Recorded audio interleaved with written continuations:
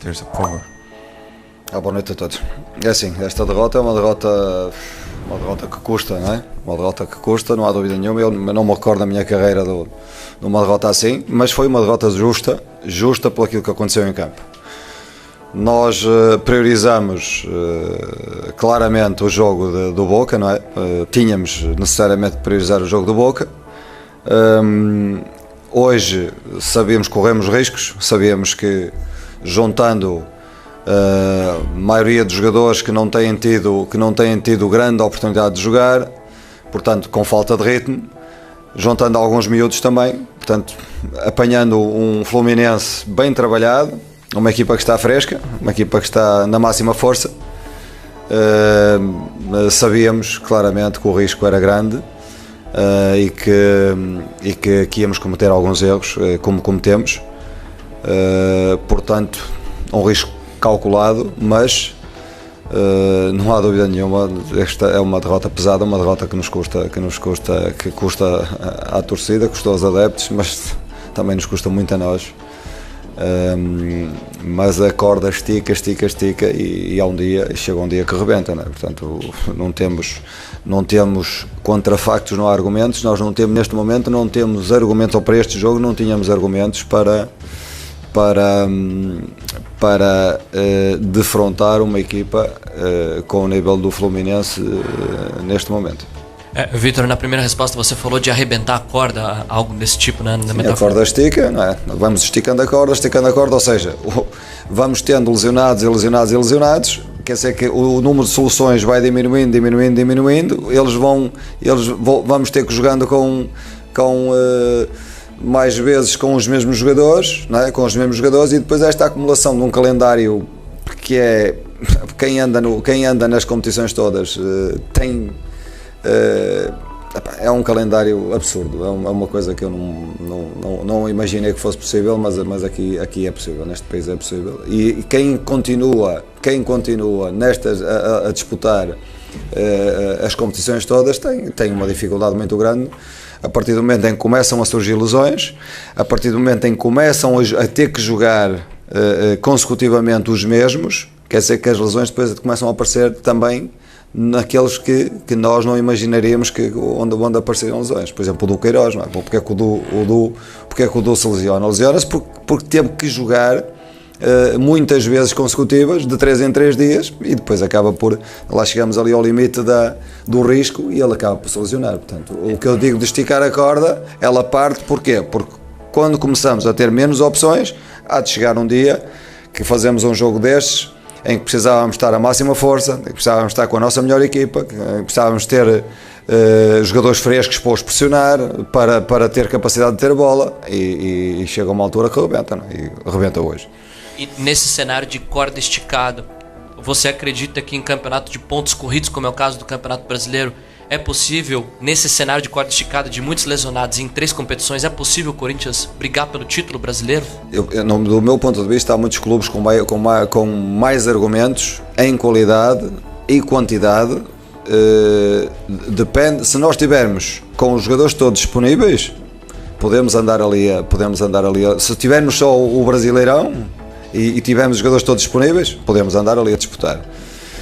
Agora, se tivermos mais do que uma competição e com novos jogadores de fora, mais o jogo que saiu, 10, é uma equipa completa, não é? Uma equipa completa. Nós hoje não temos os argumentos nem as soluções que tínhamos quando eu cheguei.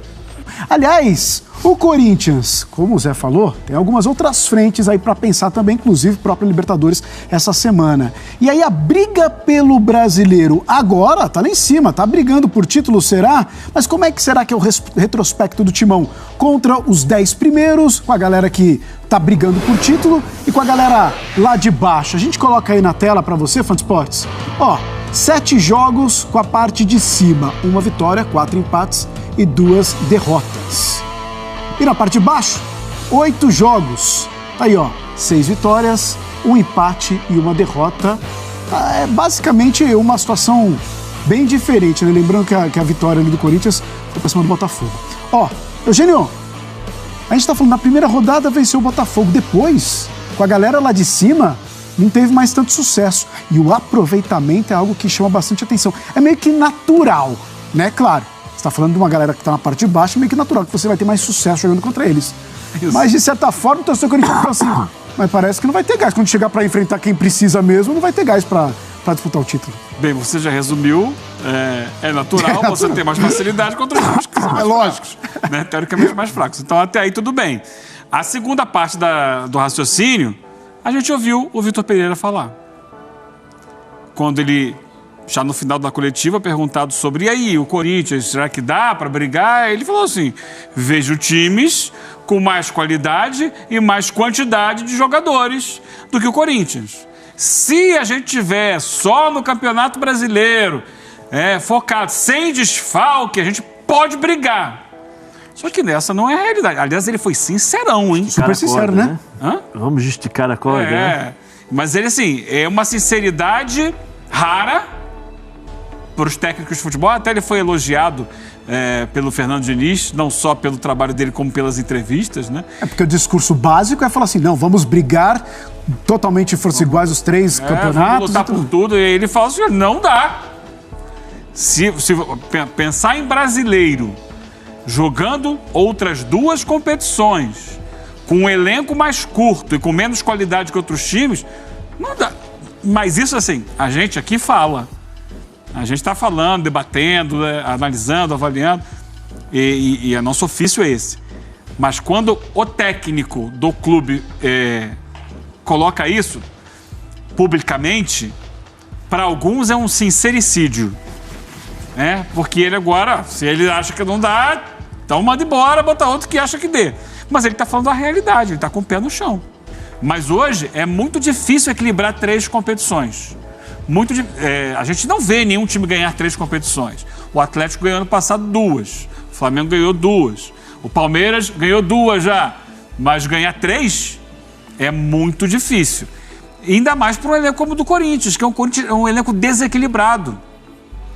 O Corinthians, se está hoje numa situação confortável ainda, porque a Copa do Brasil ele está praticamente classificado, fez 4-0 no jogo de ida, está praticamente classificado, está confortável em Copa do Brasil, vai botar um dinheirinho no bolso, faz o Pix CBF, ali na frente deve ter esse dinheiro. Acho pouco provável que o Santos reverta o 4-0.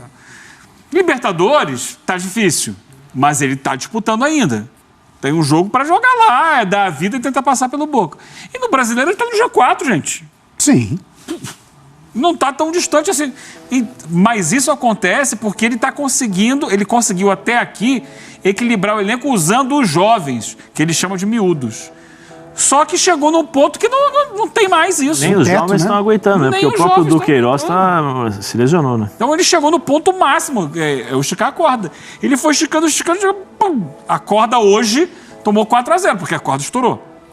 E aí pode cair para o Boca terça-feira, e aí de repente vai vir o Palmeiras abrir uma vantagem, né, no Campeonato Brasileiro. A gente imagina que isso possa acontecer ainda hoje, e vai ficar, aí a cobrança vai ser em cima dele. Com certeza. Mas vem cá, e você não dá jeito? Cara, tem que ser mágico para dar jeito. Porque o elenco do Corinthians tem jogadores muito experientes, e para ajudar, muito jovens. E para ajudar, você traz um que vai ter que ser, você vai ter que colocá-lo para jogar, que é o Yuri Alberto, e aí nada contra o Yuri Alberto, mas você manda embora um que vem te ajudando o tempo todo, que é o Mantuan. Que joga como lateral, que joga como ponta, que joga como atacante pelo lado esquerdo, que joga como atacante centralizado. Aí você vai falar o quê? Você vai cobrar do treinador? Tem que cobrar da diretoria. Cadê os jogadores? Os jogadores que poderiam ajudar o treinador, né? As contratações. Muito. Sim, as contratações. Né? O que eu falo, você quer trazer o Yuri Alberto? Nada contra o Yuri Alberto. Mas você precisa mandar embora o Mantuan. Ah, mas o Zenit estava monitorando. Sim, tá bom, não tem problema. Eu seguro aqui o Mantuan. Ah, não, mas é de graça. Não, quanto que eu tenho que pagar para segurar? Qual que é o empréstimo do Yuri Alberto? Ah, não sei. Então, vamos sentar e negociar? Ah, não dá. Tá bom, quanto vocês estão gastando com o Luan? Quanto vocês gastaram? Tá lá, pega lá quem tirou a foto na apresentação do Luan. O Duílio. 26 milhões ou 28 milhões por 50% do Luan. Mas assim, ninguém pensou, ninguém analisou o Luan. E aí agora, 2 anos, o Luan já tá 2 anos? Mais? 3. Acho que 2 anos já, né?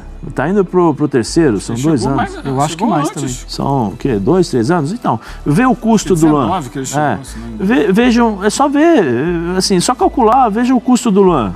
Quanto ele custa pro Corinthians?